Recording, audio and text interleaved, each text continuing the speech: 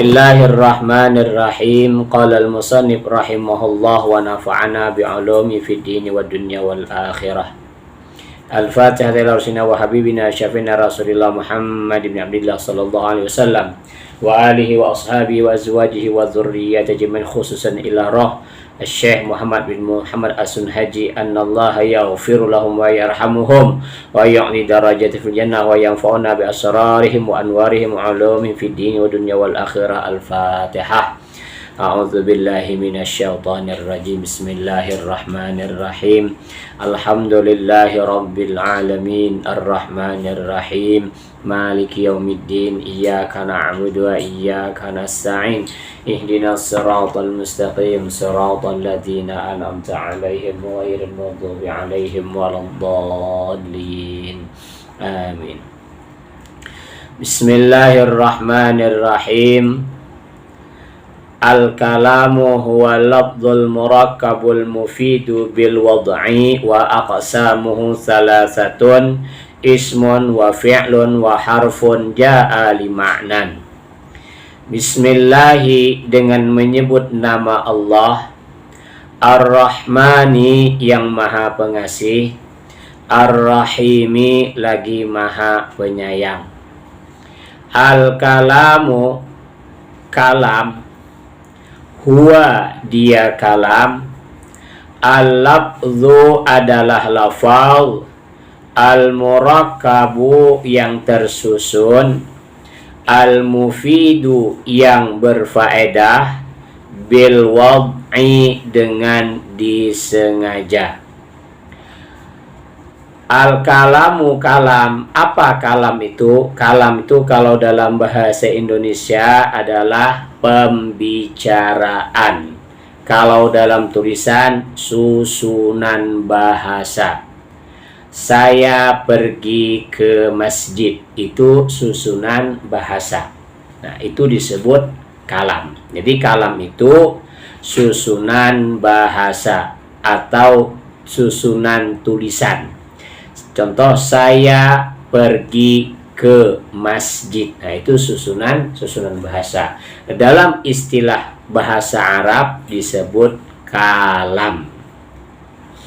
Al-kalamu kalam, huwa dia kalam. Jadi kalam itu apa? Al-lafzu adalah lafal, al-murakkab tersusun, al-mufidu yang memberikan faedah atau bisa difahami, bisa dimengerti, bil wad'i dengan sengaja. Jadi kalam itu rangkaian susunan, yaitu lafaz, murakkab, mufid, bil wad'i. Apabila empat macam itu tersusun menjadi satu, itulah yang disebut kalam. Kasih contoh tadi. Saya pergi ke masjid. Nanti tulisannya ya. Di sini kan ada kalimat saya, ada pergi, ada ke, ada masjid. Nah, berarti ada empat susunan kalimat. Nah, apabila susunan kalimat ini di sini ada saya, ada pergi, ada ke, ada masjid, disebut susunan bahasa. Dalam bahasa Arab atau dalam ilmu nahwu disebut kalam. Jadi kalam itu kalau kita transitkan Bapak ya, kita pindah bahasanya, ana adhabu ilal masjidi. Kita pindah ke bahasa Arab dulu. Ana adhabu ilal masjidi. Ana satu kalimat, adhabu satu kalimat, ila satu kalimat, masjid satu kalimat. Berarti sini ada beberapa kalimat. Inilah yang disebut kalam. Yang pertama, kalam itu persyaratannya harus al-lafzu ya, lafal. Apa lafal itu definisinya? Lafal itu definisinya setiap ucapan ataupun tulisan yang mengandung huruf hijaiyah. Contoh, ana. Di sini ada berapa hurufnya? Hamzah sama nun. Ana. Ada nggak huruf hijaiyahnya? Ada. Berarti ana itu lafal. Adhabu. Ada huruf hijaiyahnya? Ada. Hamzah, zal, ha, ba. Berarti adhabu adalah lafal. Ila. Ada hamzah, ada lam, ada alif lejinah, alif bengkok. Itu lafad nggak? Lafad. Al-masjid. Ada huruf hijaiyahnya? Ada. Lafad. Berarti ini adalah lafad. Jadi ana lafal, adhabu lafal, ila lafal, al-masjid lafad. Berarti lafad itu adalah ucapan ataupun tulisan yang mengandung huruf hijaiyah. Gampang ya, paham ya? Jadi lafaz itu setiap ucapan ataupun tulisan yang mengandung huruf hijaiyah. Sekarang persyaratan yang kedua. Ya, yang pertama tadi kan lafaz ya, contohnya adhabu. Nah, ini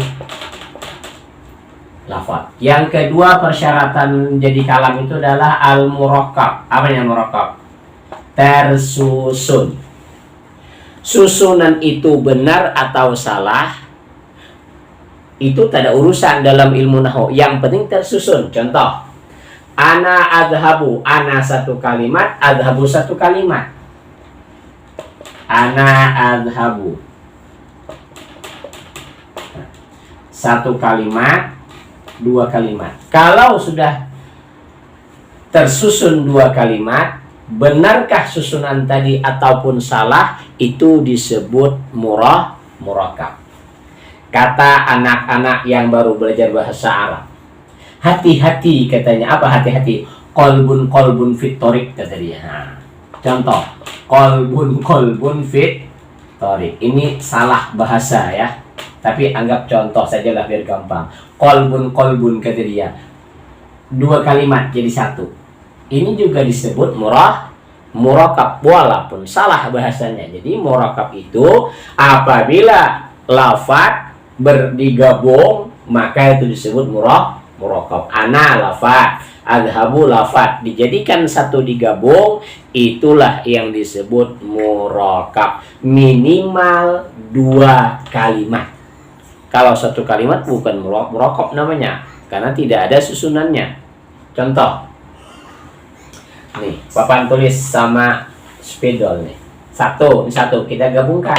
Nah, kita gabung kan dia murakkab, tersusun dia. Nah, jadi murakkab itu susunan kalimat yang susunan kalimat benar atau salah tak jadi urusan, yang penting tersusun. Nah, lanjut. Yang ketiga persyaratannya, karena papan tulisnya sangatlah besar, jadi kita hapus, habis itu tulis lagi. Yang ketiga persyaratan untuk menjadi kalam tadi adalah yang ketiga, al-mufidu. Bisa dipahami, bisa dimengerti. Contoh, ana ashrabul ma'a. Saya minum air. Ya jelaslah minum air. Ma'a. Bisa difaham? Bisa. Berarti ana asyrabul ma'a ini disebut mufid. Sekarang kita balik. Ana tashrabu al-ma'a. Tashrabul ma'a. Ini benar nggak kalimatnya? Salah. Kenapa? Sebab karena ana ini kan harus asyrabu pasalnya, dia pakai ta. Salah kalimatnya. Ana tasyrabul ma, susunan bahasa salah. Disebut mufid enggak dia? Tidak boleh. Hanya disebut murakkab. Nah, yang keempat adalah persyaratannya bil wad'i, dengan disengaja. Kalau orang keceplosan ya, orang latah itu tidak disebut kalam, karena persyaratannya harus ada unsur kesengajaan, bukan keceplosan. Jadi saya singkat saja, kalam itu harus terdiri dari lafaz, murakkab, mufid bil wad'i. Kalau dia murakab pasti lafat. Kalau ia lafat belum tentu murah. Kalau dia murakab pasti lafat. Kalau ia lafat belum tentu murakab. Kalau ia mufid pasti lafat, pasti murakab. Setiap murakab belum tentu mufid. Yang keempat yaitu disengaja. Inilah yang disebut kalam. Saya kasih contoh biar gampang nih ya. Contohnya apa ya yang lebih gampang difaham? Nah, ana muta'allimun. Saya seorang pelajar, seorang yang lagi belajar, muta'allim belajar. Nah, ana lafad, muta'allim lafad. Nah, kemudian tersusun nggak di situ? Tersusun 2 kalimat. Ya, jadi murakab itu minimal 2 kalimat. Kemudian bisa difaham nggak? Bisa difaham. Ana muta'alim, saya seorang santri, seorang pelajar. Disengaja nggak? Disengaja. Maka inilah yang disebut kalam. Paham ya? Jadi sekali lagi kalam itu tersusunnya lafad, murakab, mufid bil wad'i. Apabila semua itu tersusun, maka disebut kalam. Toyib, kita lanjut lagi. Wa aqsamuhu, dan bagian-bagian kalimat ya. Jadi kalimat yang digunakan untuk menyusun sebuah bahasa, sebuah tulisan itu dibagi 3. Wa aqsamuhu, dan bagian-bagiannya salah satun, ada 3. Ismun, kalimat isim. Wa fi'lun, kalimat fi'il. Wa harfun, dan kalimat huruf. Jadi kalimat itu ada 3 kalimat. Yang pertama isim, kalimat isim. Kedua fi'il. 1, 2, 3 kalimat huruf. Isim ini kata benda ya, kata benda. Jadi yang belum pernah belajar pahami kata benda, harap maklum ya, cantik tulisannya. Kata benda. Benda apapun itu disebut isim. Fi'il itu kata kerja. Nah, huruf itu kata penghubung. Nah, kata penghubung. Kata benda yang penting menunjukkan benda, itu isim namanya. Kata kerja yang penting menunjukkan pekerjaan, itu adalah fi'il namanya. Kata penghubung itu namanya huruf. Nah, saya pergi ke masjid tadi kan. Saya pergi ke masjid. Ana adhabu ilal masjidi. Ana, saya ini benda, berarti kalimat isim. Adhabu, pergi, kata kerja, berarti fi'il. Ila, ke, artinya kata penghubung, berarti itu huruf. Al masjid, benda, isim. Jadi isim, fi'il, huruf. Nah, kan sesuai nih angkanya nih. Kalau angka 1, nomor 1 berarti dia kata isim. Kalau nomor 2 kata fi'il, kalau 3 berarti kata huruf. Jadi ana adhabu ilal masjid. Ana kata benda karena saya adalah benda, masjid juga benda, itu isim.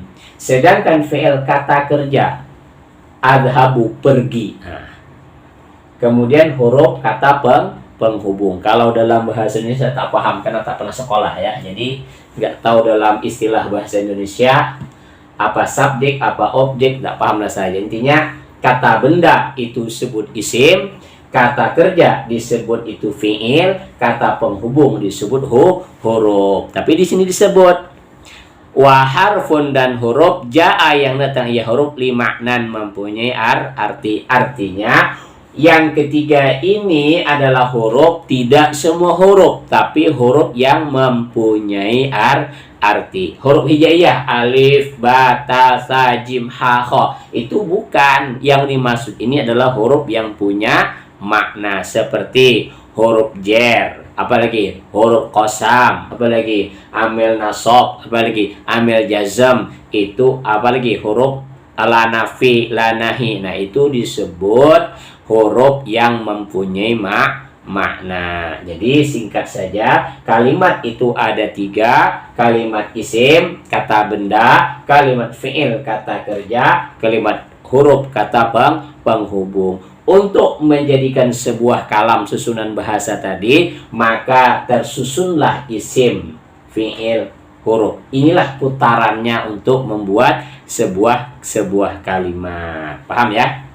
Jadi saya ulang lagi, untuk membuat susunan sebuah bahasa hanya menggunakan kata benda, kata kerja, kata penghubung, isim, fi'il, dan huruf. Lanjut. Fal ismu, maka adapun isim. Fal ismu, maka pun adapun kalimat isim, yu'rafu, bisa dikenal, bil khafdi, dibaca khafat, wa tanwin, baca tanwin, wa dukhulil alifi wal lam, dan kemasukan alif lam. Nah, ini tanda isim ya. Jadi gampang saja. Apabila ada salah satu daripada 3 ciri ini, 3 tanda ini, maka dia adalah isim. Di sini saya tulis Arab Melayu ya. Tanda-tanda isim. Nah, lebih gampang. Tanda-tanda isim. 1, isim itu apa tadi? Di situ bil khafdi, dibaca khafat, dibaca khafat, bil khafdi. Bil khafdi ini bisa 2 kemungkinan ya. 1, 2. 1, dia kemasuk huruf khafat. Contoh, karena Bapak tulisnya sangat besar, kita perkecil. Fiddari. Nah, dibaca khafat. Bisa kemasukan fi, atau dia mudhaf ilaih. Contoh, Baitu Zaidin. Baitu Zaid, nih mudhaf ya. Dibaca khafat. Jadi dibaca khafat tuh ada 2 kemungkinan. Bisa kemasukan huruf khafat atau bisa menjadi mudhaf ilaih posisinya. 2, tanda isim tadi apa? At-tanwin. At-tanwin. Tahu tanwin tak? Nih, tanwin. An, in, un. Setiap kalimat yang bertanwin, maka itu isim. Kalau dalam ilmu tajwid, itu berada dalam bab non sukun dan tanwin. Berarti bacaan idhar, ikhfa, idgham, iqlab, itulah yang menggunakan kalimat isim. Contoh, qaulun. Nah, qaulun isim, mana tandanya? Qaulun, tanwin. Apa lagi? Baitan. Bai, kan harokat tanwin itu ada 3: fathatain, kasratain, dhammatain. Nah, baitan, ada tanwinnya, tanwin. Berarti tanwin inilah menunjukkan itu kalimat isim. Yang ketiga adalah alif lam. Setiap kalimat yang beralif lam, maka itu adalah isim. Contoh, al-masjid. Mana tanda isimnya? Nih, al. Jadi gampang saja, tanda isim ada 3: 1 khafat, 2 tanwin, 3 beralif lam. Apabila ada salah satu 3 ciri tersebut, berarti kalimat itu adalah kalimat isim. Lanjut. Wa huruful khafdi, dan huruf khafat. Ini huruf yang ditugaskan untuk mengkhafatkan kalimat isim. 1, wahiyah, dan dia. Min, wa ila dan ila, wa an dan an, wa ala dan ala, wa fi dan fi, wa ruba dan ruba, wal ba dan ba, wal kaf dan kaf, wal lamu dan lam. Ini ada 9 tak salah. Min, ila, an, ala, fi, ruba, ba, kaf, lam. 10 ya. Bukan 9, 10. 10 ini disebut huruf khafat. Kenapa disebut huruf khafat? Karena 10 ini tugasnya mengkhafatkan isim. Contoh ya. Ini tugasnya. Al-masjidu kabirun. Masjidnya besar. Al-masjidu kabirun. Saya kasih di sini huruf fi. Yang asalnya al-masjidu berubah menjadi al-masjidi. Kenapa aku dibaca khofat? Karena ada fi. Begitulah selanjutnya. Al-masjidu kasih ilal masjidi. Nah, jadi huruf khofat itu tugasnya mengkhafatkan kalimat isim, dan huruf khofat tersebut tidak pernah masuk ke kalimat fi'il atau kata kerja. Begitulah seterusnya.